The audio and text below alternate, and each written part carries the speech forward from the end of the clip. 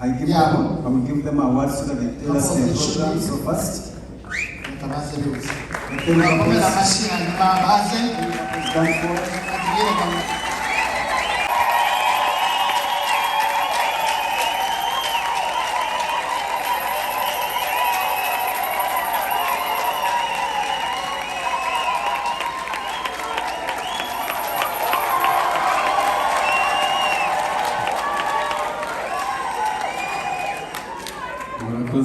Thank you so much. Amazina ni Gatete Chalamila. Gatete. Fiancé wanjye yitwa Iradukunda Diane. Diane is the fiancé. Dufite ubukwe mu muratuma nibagirwa. Because you forget. Dufite ubukwe ku itariki 27 z'ukwa karindwi. 27th of July they have their wedding. Dote na reception izabera kuri Golden Garden Irebero. Golden Garden that's where the function is going to take place. Izatangira saa 5 dote gusezerana imbere y'Imana ni hano muri Foursquare saa 9. Hanyuma dusubire muri Golden Garden. Turabatumiye muzaze twifatanya.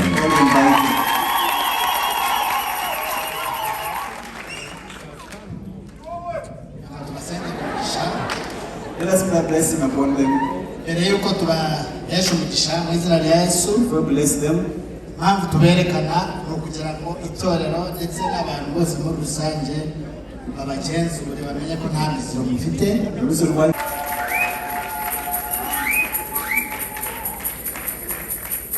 Uwo mubona ni umuririmbyi w'aha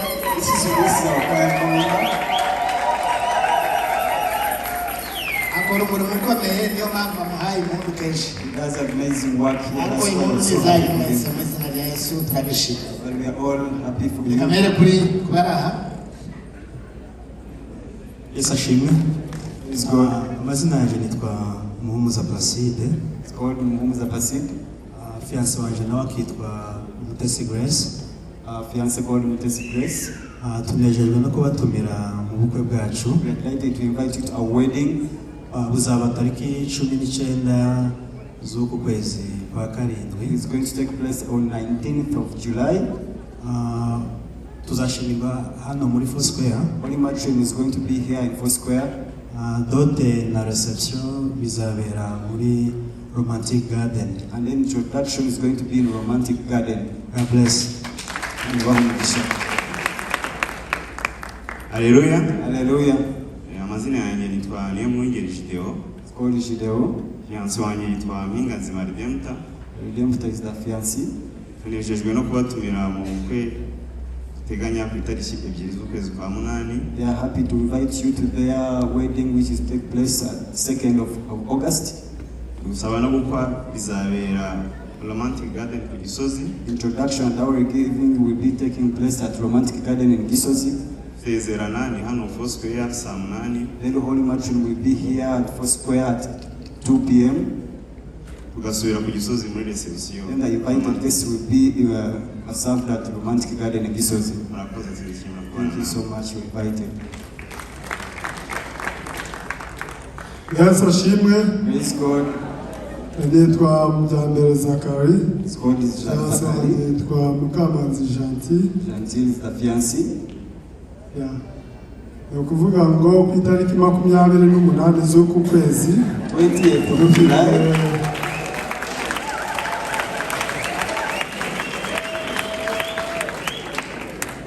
dufite ubukwe. We have a wedding. Urusengero ni hano Foursquare. Holy Matrimony is going to be at Foursquare. Abapapa bari hano, ababyeyi mwese, Our fathers and parents. urabatumiye muzaze mudushyigikire. We are all invited to their wedding. Gusaba no gukwa bizabera hariya mu ntare arena ku Gisozi. Introduction is going to be in arena. Ya, tukaba tunezejwe nuko muzaboneka mukadushyigikira nk'itorero. They are delighted that you're going to attend and then we will serve you. Kandi mbazaniye amaboko. I have got my hands. Thank you so much. Murakoze cyane. Nanje nitwa Aimable. It's called Aimable. Fiancé wanje akitwa Gentil. Gentil is the fiancé. Tuyishimiye kubatumira mu bukwe bwacu. They are delighted to invite you to their wedding. Uzaba ku itariki 20. It is going to take place on 20th of this month. This week. This week, that is July. Bazashingirwa hano. A holy match is going to be at Foursquare. Reception dote ikazabera ku Excella. Then introduction and dowry giving will be at Excella. Akoze kuzaha. Thank you for coming. Yesu ashimwe. Praise God. Amazina nitwa Kimazi Jean. It's called Kimazi Jean. Imana ko ari umwami ukunda ibintu byiza. Kimwe muri ibyo bintu byiza Imana ikunda mu bukwe. So he loves, among things, he loves weddings. Rero nkaba nitwa Sami Shadrake. It's called Shadrach. Fiancé wanjye akaba yitwa Andrea Domina. Called Domina the fiancé.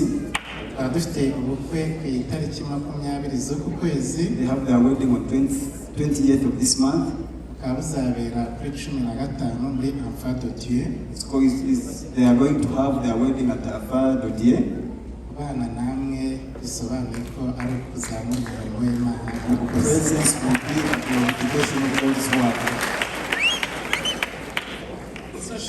Praise God. He's called Kwizera. Dowry is going to be at Excella. And whole match is going to be at Foursquare. In a reception, I will be at Excella. Being with you is going to be a blessing.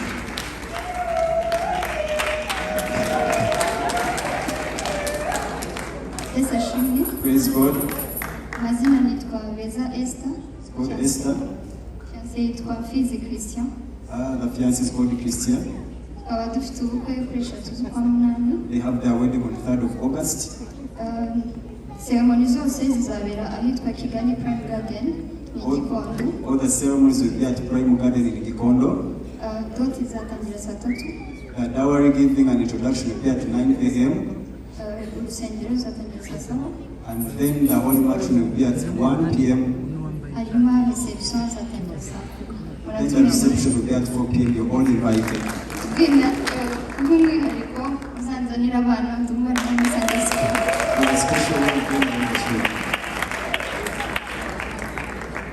Murakoze amazina Sinedina fiancé wanjye yitwa Tumi Felix. Dufite ubukwe kuwa gatanu icyumweru cyiza w'ijoro